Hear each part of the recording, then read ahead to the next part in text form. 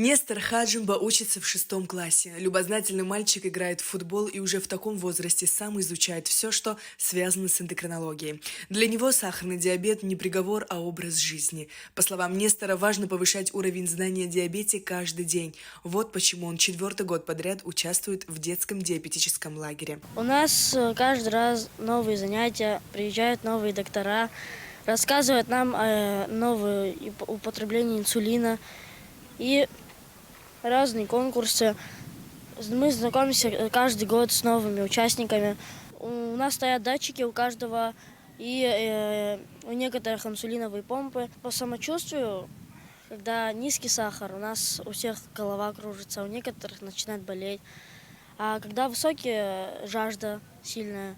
В лагере с помощью разнообразных лекций, мастер-классов и экспериментов, которые проводятся врачами и специалистами, дети и их родители узнают важную информацию о жизни с сахарным диабетом. Знаете как, раньше было так, что это надо было прятать, чтобы не рассказывать, а сейчас это наоборот, это должна быть огласка, что никто не должен стесняться этого, что их ребенок болеет. Это не болезнь, это просто образ жизни, к которому мы привыкаем потихонечку. Это сложно, это и морально, и физически, это во всем сложности есть, конечно.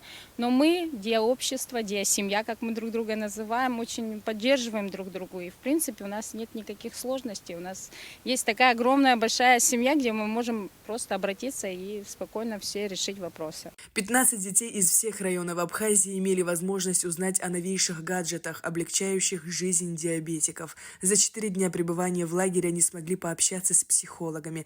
Это в большей степени было необходимо детям, которым диагноз диабет был поставлен недавно. Например, у вас сахар 0, нужно делать уколы в маленькой коробке оранжевой.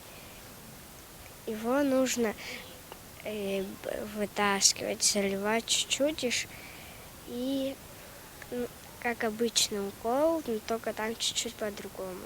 Ты сам себе можешь делать? Инсулин? Да.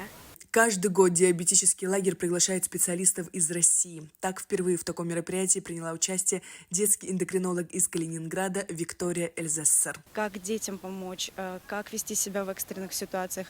Мы отрабатывали какие-то нестандартные ситуации для того, чтобы у всех было понимание, а когда ты информирован, ты вооружен, и ты можешь помочь своему ребенку, помочь себе в любой ситуации. В день наших съемок дети и их родители участвовали в квесте. Командам нужно было решить различные головоломки, искать подсказки и исследовать окружающую среду, чтобы достичь определенной цели. По итогу квеста победу одержали дети. Приключенческая игра никого не оставила равнодушным.